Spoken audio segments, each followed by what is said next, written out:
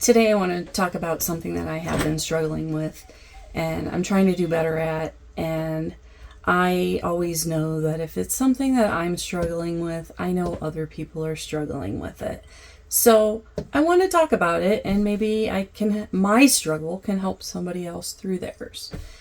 And that's what it's all about. So my name is Courtney, and I had a spontaneous spiritual awakening about 18 months ago. It uprooted my life. This is my channel. This is what I'm talking about here. But I'm talking about a lot of mental health things because I've been doing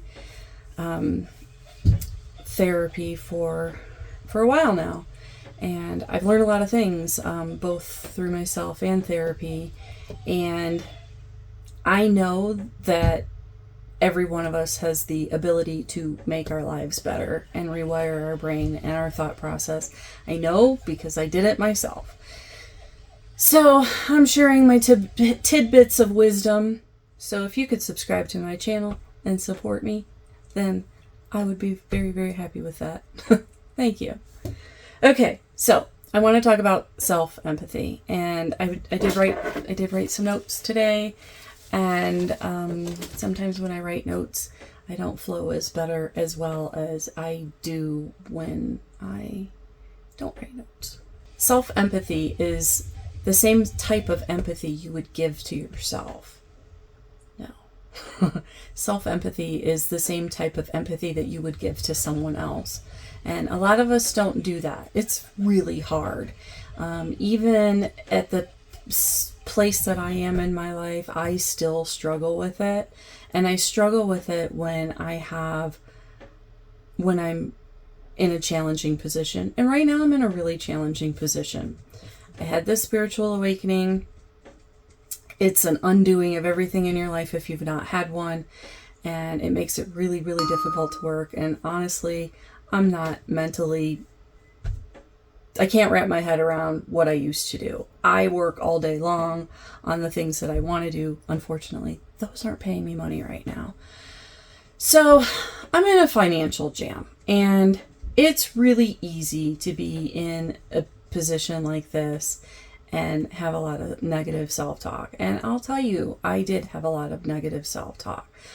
You're lazy, you're stupid, this didn't really happen, this is all in your brain, you're crazy, why are you doing this?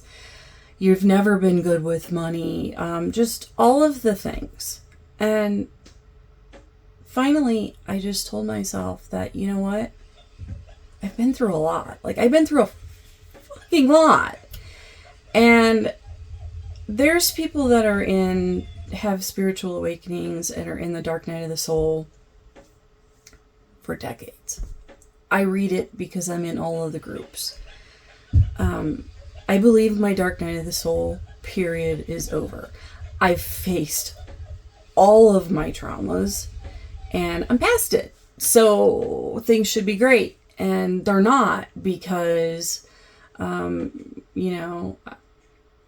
a lot of things that, I wasn't able to work.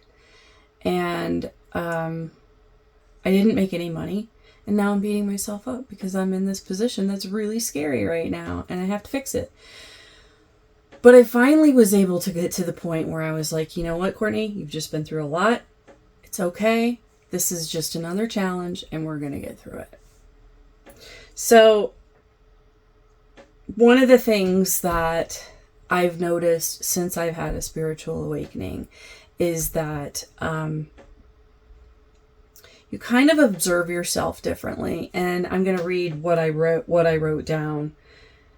I'm a much better writer than speaker. But self-empathy means that an aspect of yourself observes in an empathetic manner the aspect of you that it experiences. And that's kind of how I live my life now. I experience it, and then I have this voice in my head constantly that's like, that's interesting that you did that. So it has become extremely challenging for having like decisions and things like that are just almost crippling to me right now. I don't know if this is a phase or what, but there are some things that you can do if you have this, and I'm going to use my example because I'm only an expert in my experience. But Realize that you are a feeling human being, and so you are wired to feel. It is okay to feel. And I wrote about how when I started feeling, it's such a weird thing, because my whole entire life, living in survival mode, I never gave myself a chance to feel. And now that I have this like brain that's like, that's interesting, I wonder why you did that. Now I'm like,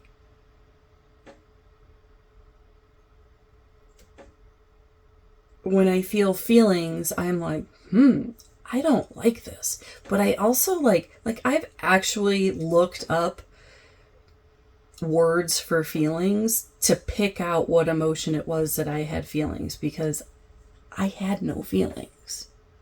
None. Okay. So, this is hard.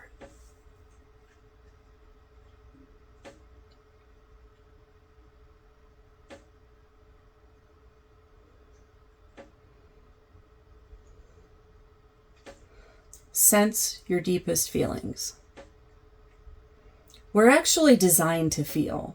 Feelings are good. Every creature wants to be happy and avoid suffering, and sometimes that's inevitable.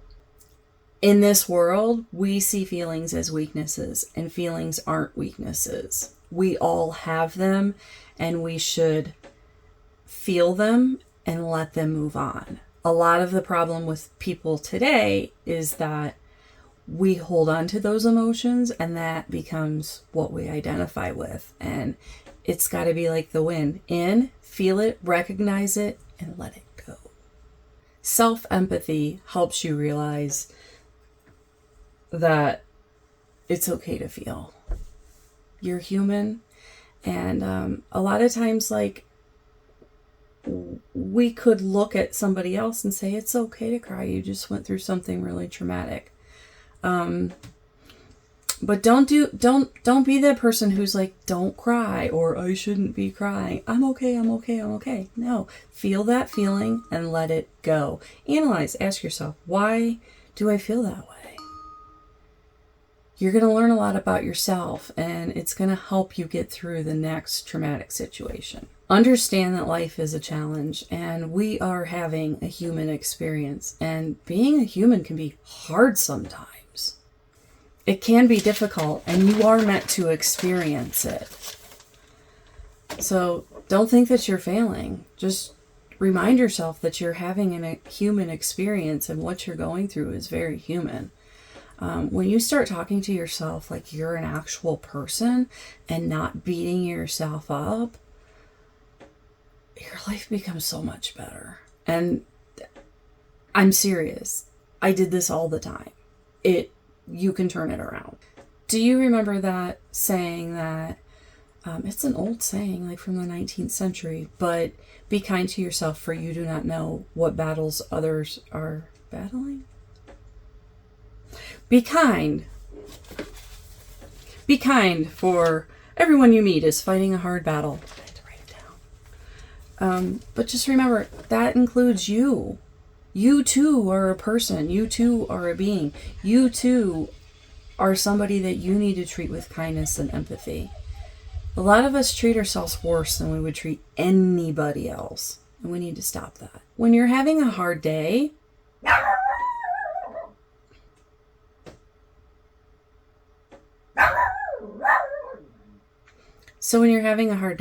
be really kind to yourself. Have some really nice talk. Say, hey, you know what? We got through this.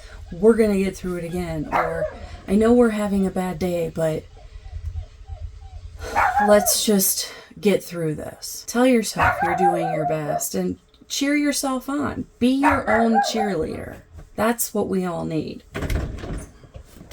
Chewy, you're going crazy out here. Tell yourself, we've gotten through this before and we'll get through it again.